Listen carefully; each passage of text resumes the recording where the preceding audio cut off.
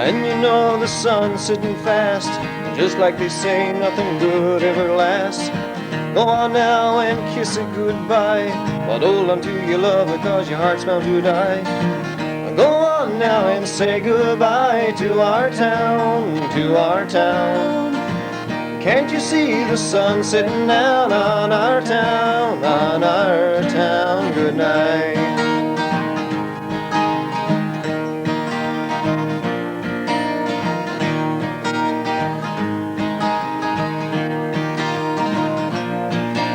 Now I sit on the porch, watch lightning bugs fly. I can't see too good, I got tears in my eyes. I'm leaving tomorrow, but I don't wanna go. I love you, my town, you'll always live in my soul.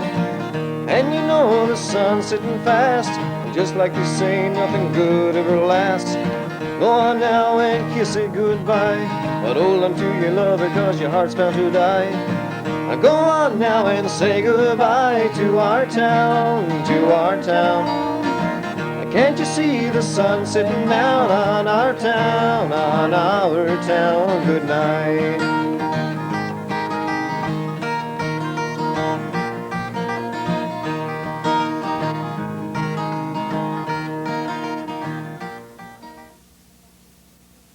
Good evening and welcome to This Week in Review. Tonight's stories include BBS Santa in the Studio, Fire Department Breakfast with Santa a Success, Snowmen Around Town.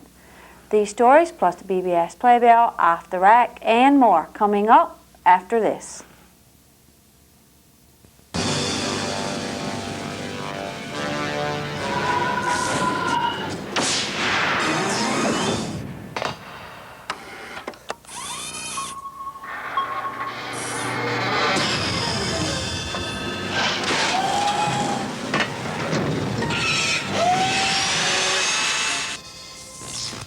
I am Ashtar, a robot from Planet Danger.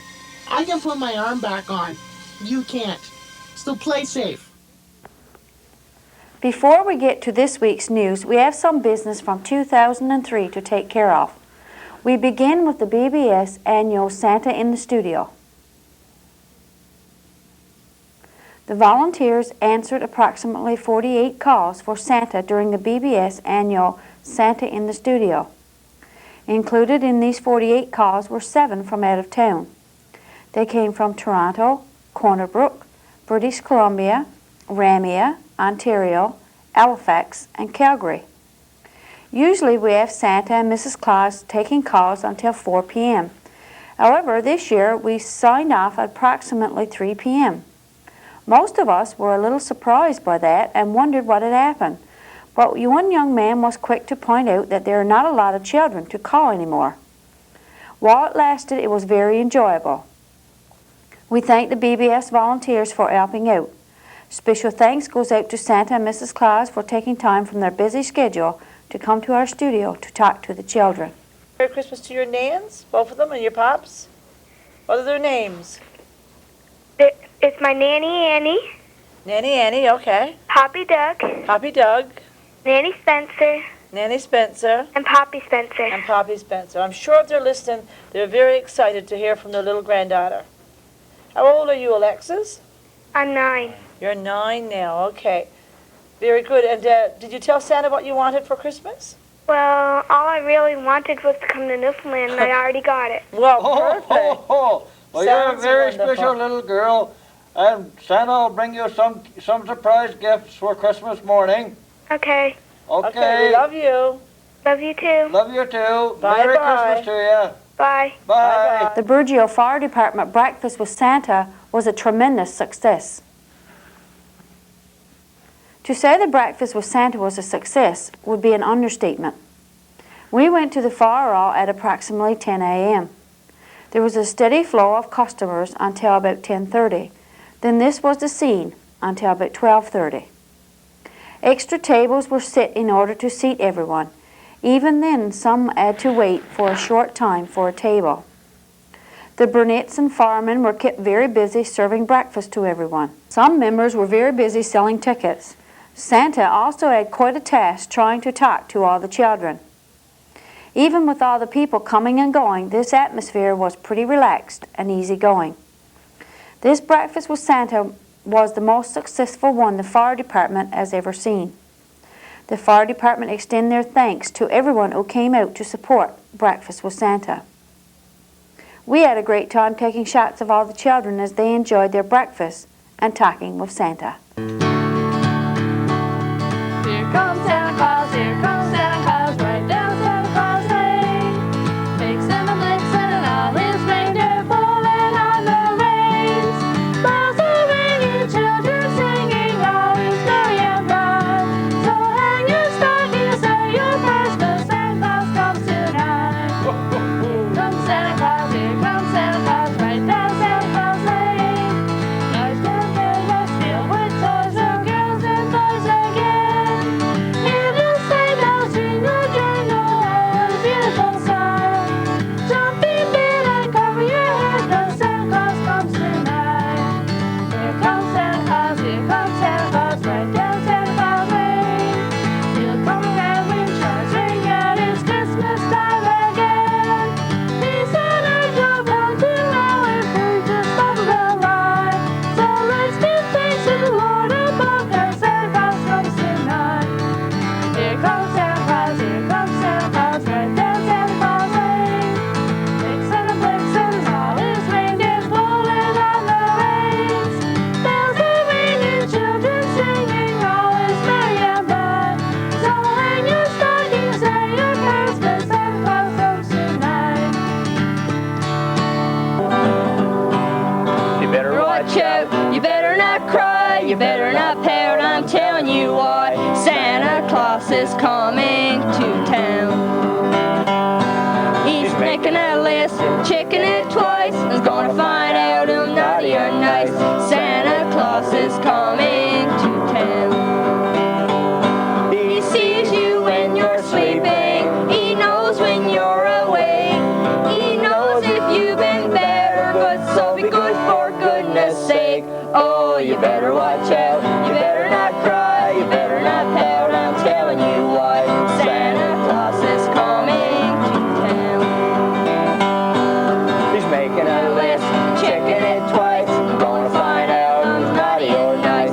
Santa Claus is coming to town. He sees you when you're sleeping, he knows when you're awake, he knows if you've been bad or good, so be good for goodness sake. Oh, a little toy horns, a little toy drums, little toot toot and a rum-a-tum-tum. Santa Claus is coming to town. Santa Claus is coming to town. Just before Christmas, we had a nice batch of snow, great for making a snowman. Many residents took advantage of the great snow conditions and made a snowman. Here are some of the results. Dashing through the snow in a one-horse open sleigh. Over the fields we go, laughing all the way. Bells on bobtails ring, making spirits bright. What fun it is to ride and sing a sleighing song tonight. Oh, jingle bells, jingle all the way. Oh, what fun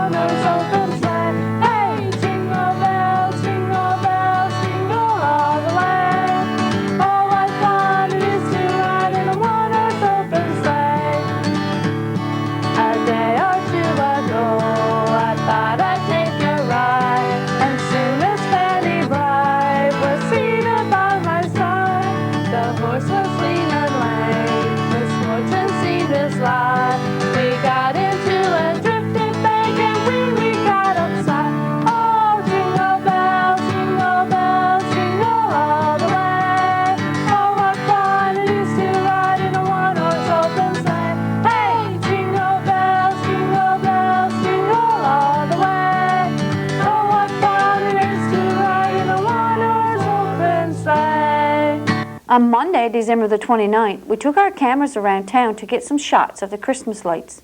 Many residents put a lot of effort into decorating for Christmas. Church bells ring and choirs sing. It's time again. The time of year to bring good cheer, to warm the hearts of men. Those Christmas lights and moonlight night will light up any home. But Christmas lights will seem the same when you're far away from home. No, Christmas lights don't seem the same when you're far away from home. The one so dear is gone this year, so you're here all alone. The lights will shine on Christmas time, no matter where you roam. But Christmas lights are not the same when you're far away from home. In memories I go back again to Christmas long ago. The midnight mass on Christmas Eve, I see the candles glow. The little chapel dimly lit, I still can see today. On a tiny little island there in Bonne Vista Bay. My childhood days passed all so soon, and children leave their home. A boy and girl may roam this world, but seldom be alone. But when they see those Christmas lights, their thoughts will turn to home. But Christmas lights are not the same when you're far away from home. No, Christmas lights don't seem the same when you're far away from home. The one so dear is gone this year, so you're here all alone. Stay tuned for more of This Week in Review coming up after this. My name is Max and I'm a champ. My foot got caught in a lawn tractor accident. I wear my artificial leg to play soccer, to run, and lots of other stuff. If it can happen to me, it can happen to you. I go on safety walks and tell other kids to play safe. Did you play anywhere near this busy road? No! Spot the danger before you play. Play safe. On Friday, January the 2nd, we took a visit to the hockey rink to see how things were coming along. There's quite a difference since our last visit. The work at the hockey rink continued despite Christmas and the weather. During the week of December 15th to the 19th, when the rest of the community was immersed in Christmas activities, the crew at the rink were busy putting up the steel frame. 3 sets of steel beams were put up during December 15th to 19th. A couple more went up from December 22nd to the 24th.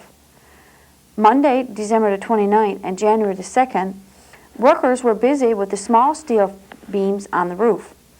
This work continued until after the Christmas break. On Monday, January the 5th, the third last large steel structure was put into place. We visited the site several times during the day to film the procedure used to put such a massive steel structure in place. Without the help of the crane, this work would be impossible. The crane moves as each piece of steel is ready to be put up. These large triangle-shaped steel pieces are put into place with the help of the crane holding them there while the crew fastens the bolts. Once the bolts are fastened, the smaller steel pieces are put into place using ladders. Then they are fastened. After the second piece is fastened, the crane then releases its hold on the structure. There are a total of 4 of these pieces. The crane then moves the next triangle beam into place. The workers guide the beam in place onto the bolts and then fasten them. As the bolts are fastened, the foreman, Frank Compton, checks from time to time to make sure it's level. This time the crane helps lift the smaller beams in place while the crew fastens them. For the next two pieces, the workers use ladders. On Tuesday, January the 6th, the second largest steel frame was put into place. The same procedure is used. The crane lifts and holds it in place until the crew has fastened the bolts. As you can imagine, this takes a little more time and patience than the smaller pieces of steel. The weather conditions must be ideal as well. With just over a month left to complete this phase of the project, work seems to be coming along very well.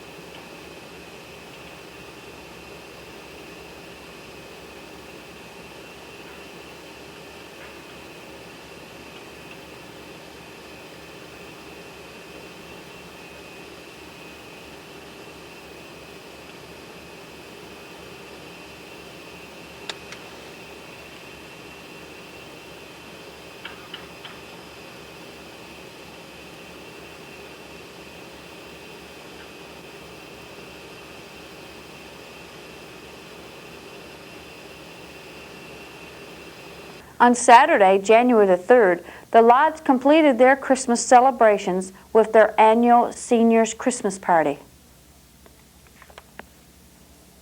Joyce Green, chaplain for the LOBA and MC for the evening, welcomed everyone. Joyce invited Reverend Harrison Idle to bless the hot roast beef meal. The LOA Entertainment Committee served 79 seniors, and this included the invited guests. MC Joyce introduced the Ed Table guests. She then invited Mayor Ann to bring greetings on behalf of the town. The oldest lady, Mrs. Pearl Warren, and the oldest gentleman, Mr. Don Badridge, cut the cake.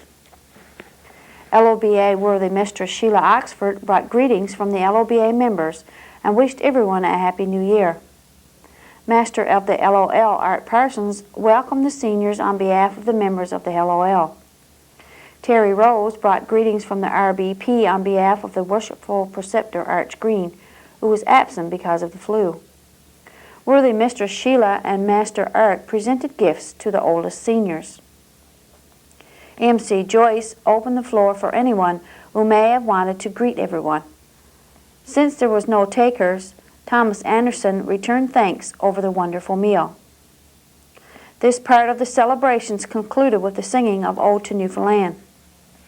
While the committee cleaned up the dishes, the seniors enjoyed a few games of cards.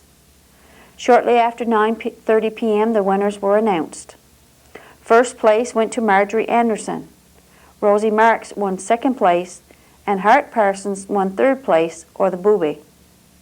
Then the lights were turned down for some dancing. Shortly after the dancing began, Santa and Mrs. Claus arrived bearing gifts for the seniors and invited guests. Before they left for their trip back to the North Pole, they enjoyed a little dancing. The dancing continued until about 12 midnight, when a knock came on the door and in came the mummers.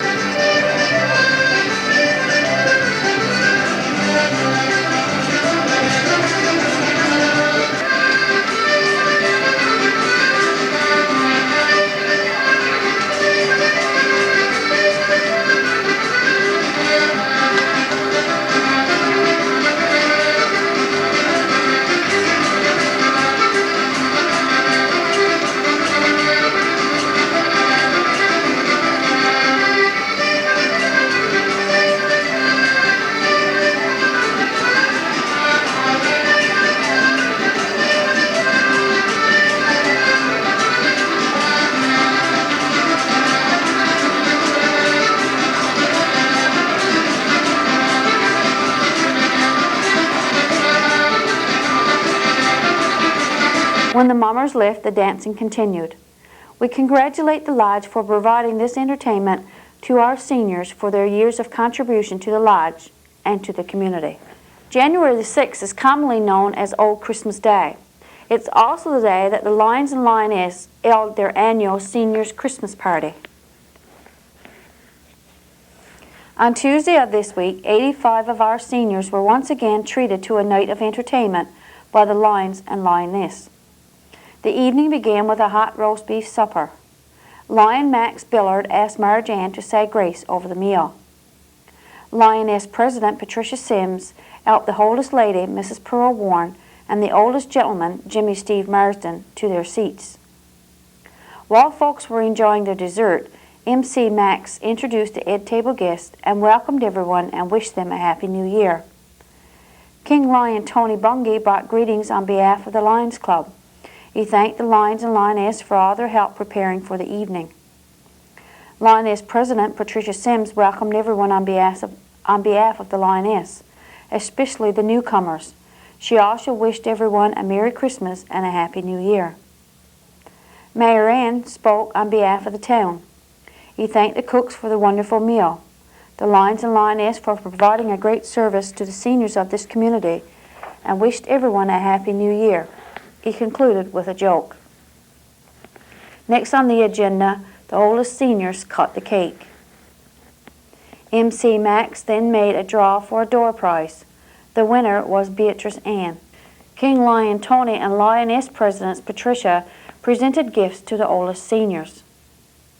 Reverend Idle returned thanks for the meal. As the Lions and Lionesses cleared the tables and did the dishes, the seniors played a few hands of cards.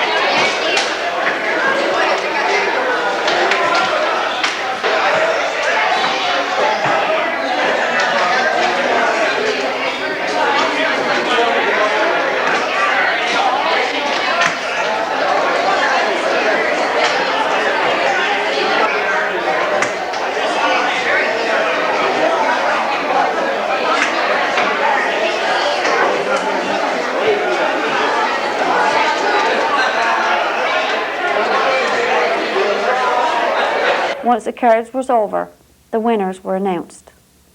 Barbara Green took first place, Mary Bungay got second place, and Mrs. Bungay's sister, Sarah Skinner, who was visiting from Cornerbrook, was presented with the third prize, or the booby. Then the lights were turned down low and the seniors enjoyed dancing to country music, the Newfie Waltz, and the very popular Newfie Step Dance. Since this was the last day of Christmas, or Old Christmas Day as it is commonly called, Santa and Mrs. Claus visited on their way back to the north with some gifts for the seniors. Before taking their leave, Santa and Mrs. Claus enjoyed a dancing and Newfie jig. Santa seemed to be having some trouble with his trousers. The evening continued with music by A&A Disco. Now over to Mayor Ann with the council report. Good evening.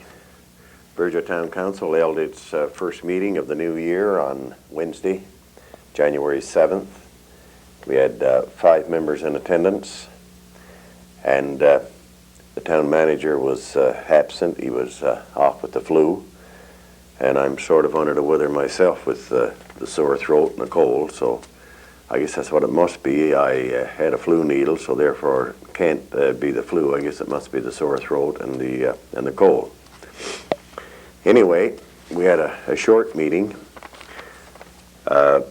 The town clerk advised us that we had received correspondence back approving our 2004 budget. As you know, our budget must be approved by Department of Municipal Affairs, so we're underway now for whatever spending we're going to do for the year 2004. With regard to the water treatment plant, and I know that's the thing that's on all of your minds, and it's the thing that's on the minds of the Burgeo Town Council. Council is very displeased on the progress being made there, especially due to the fact that you know, we're gone through just about a week of the new year, and there's no one on site. And in view of that, you know, that council expressed its displeasure very strongly in a motion that was unanimously supported, that we would not be paying any more claims to the contractor or to the engineer until such time as the system has been completed. Last night, or rather Wednesday night at our meeting, we had a claim from the contractor in the amount of $473,000. We had one from the engineer in the amount of $23,000. We didn't approve payment of either one of those invoices. So therefore, we're going to see if that gets things moving. You know, council was quite reasonable and could understand when they couldn't get the equipment to do the job, and really, you know, they were estimating they were going to have this system on stream by sometime in August. However, now that the equipment is there and there's no one working there, council is really going to dig in its heels, and I do feel when they find they're not going to get any money that someone is going to start working a little bit faster and the job should be completed. I'm not going to say when. I'm tired of saying that, but I can certainly tell you that when we know for certain that we will be putting it on Burgeo Broadcasting to let you know when the new system is coming on stream. And I sincerely hope, for the good of everybody, that it's not too far in the future. Some time ago, I mentioned to you about council had a concern with regard to what appeared to be a high rate of cancer in the town of Burgeo.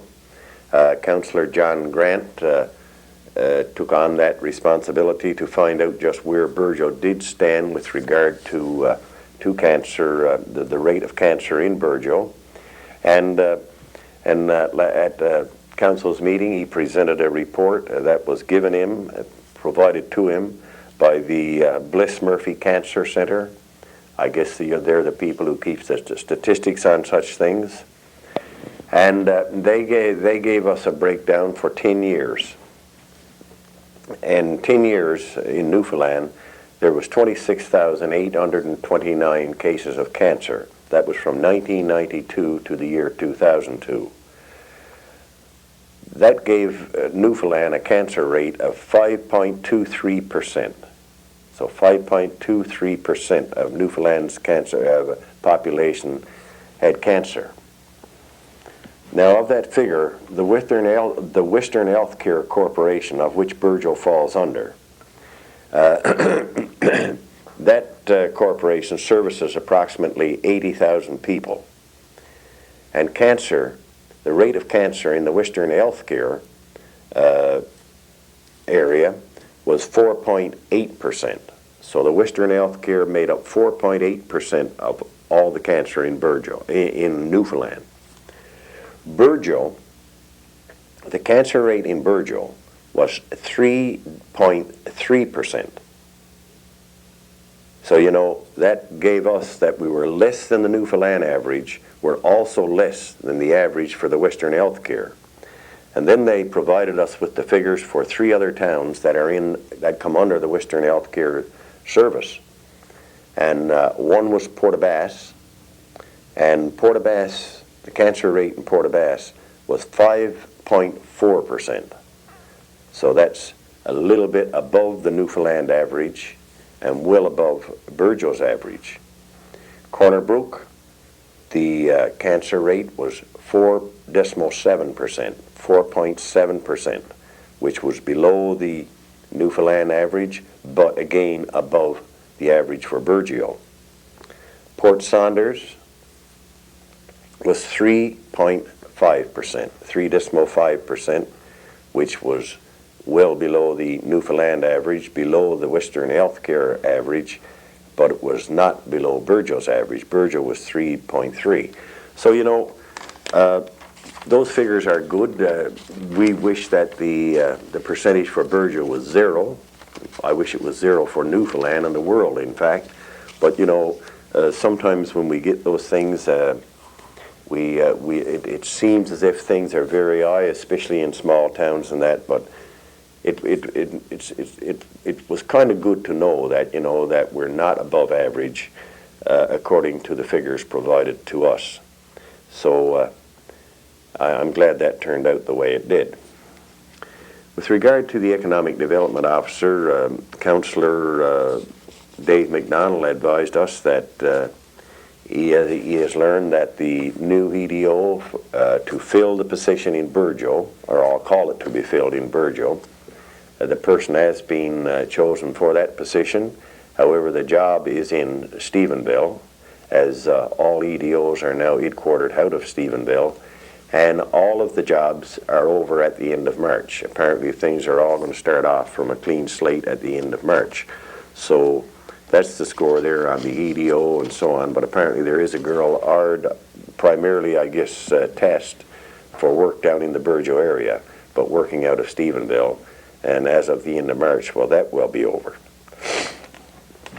Since the last time I spoke with you, Deputy Mayor George Reed and myself, we went to St. John's, and along with our MHA, Mr. Kelvin Parsons, we met with the new Minister of Fisheries, Mr. Trevor Taylor. We had a good meeting, as good, I would say, as we expected. We didn't expect to really gain anything from our meeting. The main purpose of our meeting was to go to St. John's, express to the Minister of Fisheries what's happening in Burgeo, the dire straits that we're in, where we came from, and so on. And we did discuss a wide range of things. We discussed with him the possibility of a winter crab fishery. And I must say that doesn't look good. In fact, if anything, the crab fishery for the old island, in my opinion, is not looking good, and I wouldn't be too surprised that you're not going to soon see cuts in quotas and a decline in the crab fishery in eastern Canada. We discussed everything that came to our mind. We even talked about artificial fish dryers. As you know, we have this little salting operation, and the fish is salted air, then it's sent to Nova Scotia. It's dried with artificial dryers, cut and packaged and sent to market. Well, we were just feeling as if, why can't that all be done in Burgeo? So we brought that up, you know, and there's no artificial dryers in Newfoundland anymore.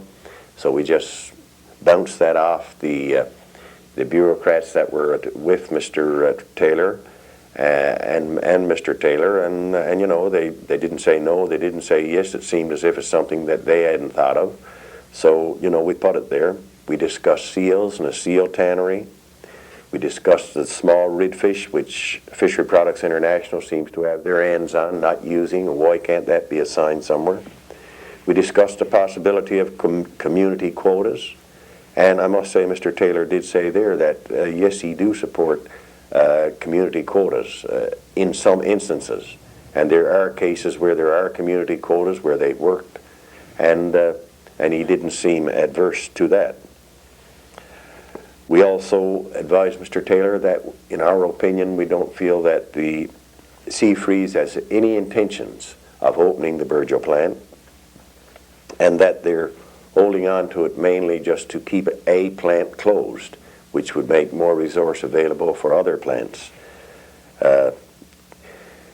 We also discussed with him the decline in our property values of $4 million, which he seemed to be shocked at. But that was just to reiterate to Mr. Taylor that it's not just words when we tell him that our town is dying, that it's not just for the want of having something to say. We just reinforced it. And I must say he seemed to be rather surprised, you know, and was shocked to hear that the property values in Burgeo, such a small town, had taken such a drop as $4 million. He gave us all the time we needed. He certainly didn't. If anything, we adjourned the meeting because we had nothing else to say. So other than putting Burgeo there, and we asked him for assurance that should there be meetings or roundtables or whatever to discuss the fishery and what's going to happen to certain towns and so on, then Burgeo would very much like to be at that table. After we met with Mr. Taylor, we went to meet with Mr. Hurl McCurdy of the FFAW. Some time ago, the BDDB had a letter when they asked to Mr. McCurdy to waiver the union thing when they had plans of hoping to do sea urchins over in that fish plant. They sort of asked, could he give them some break from not having to stick by the union contract? And we were led to believe, you know, that Mr. McCurdy gave an answer such that whatever went over there would have to be represented by the FFAW, and that would have to be unionized and so on. Well, from our meeting with Mr. McCurdy, that certainly wasn't what he told us. It is true, you know, if there was a fishery operation started up over there similar to what was going on there before, then they would certainly challenge it if they tried to operate without a union. This would only be expected of him representing a union. However, he said it would have to go to the Labor Relations Board, and they would have the last say. That's where those things are settled. But it wouldn't be just a rubber stamp thing. Whoever moved there, bang, they also moved there with the union. Not according to Mr. McCurdy. And we, you know, he went on to say, you know, that if something opened up over there that was not fishery related at all, you know, like let's say someone decided to manufacture bicycles or I don't know, alternator motors or something like that, you know, then you know, in his opinion that you know, his union just wouldn't have a leg to stand on there, because I mean it's not related, it's in any way, shape, or form with the union which is there now. So that cleared up something for us, and so therefore we did have the satisfaction of getting right to the bottom of that. At this time, we're working on trying to set up a meeting with Mr. Bill Matthews and Mr. John Efford, our new representative in the cabinet in Ottawa, and so you will be advised as that goes on. I certainly would like to meet with Mr. Efford. The town of Burgeo certainly supported Mr. Efford in his bid to be leader of the provincial Liberal Party. So we just got to see what we can get from there. And that was it for council, except that we did approve payment of invoices in the amount of $12,089.58. Thank you. Most of you will have noticed that the school has received the results of the grade 3, 6, and 9 CRTs. The school provided us with a brief overview of how the students did. As mentioned at awards night, our students have performed quite well on the CRTs. Here is an overview of the school's performance versus the province. For grade 9 math, our school at 81.2%, the province 56.9%. Science, 66.9 for our school, for the province 60%. French writing level 3 and above, 88.9 at our school, the province 67.2 level 3 and above. Language, that's reading, 84.6 level 3 and above. For the province 77.1 level 3 and above. Grade 6 language, the writing part, our school at 100% level 3 and above. The province at 80.9% level 3 and above.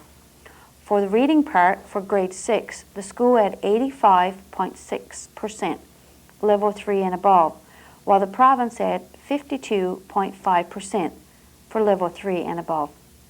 The grade 3 students for language, the writing part, scored an average of 94.1% level 3 and above. The province at 78.4% level 3 and above. Grade 3 reading was 47.1% level 3 and above. The province at 47.9% level 3 and above. Parents, teachers, and students should be very proud of these results. We extend our congratulations to the students for their achievements. On Thursday of this week, the Lions Club presented the winners of the Best Decorated Houses with plaques. First of all, on behalf of the Birds of the Lions Club, I'd like to thank everyone who participated in our annual Light Up for Christmas again this year. I would also like to thank everyone for their support in the past and look forward to your support in the new year. With that, I'll now call on our third place winner, Gordon Ann.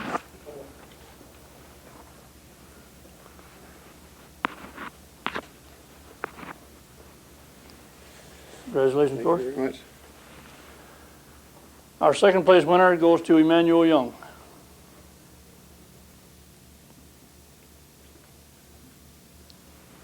Congratulations, Emmanuel. Thank you.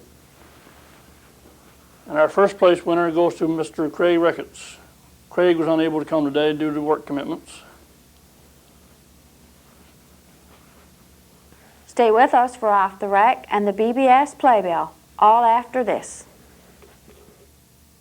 Here at the War Amps, we return thousands of keys. Not just car keys, keys of every size, every description. Because they came to us with a War Amps key tag. If you don't have a key tag, you never know where your keys will end up. Our key tag service can often return your keys by courier. Sometimes in the same day. The War Amps Key Return Service, securing your peace of mind. Off the Rack. This week, as we scanned our tape rack, we came across a tape of repairs being done to the Fisherman's Wharf. Let's look back to November the 1st, 1992.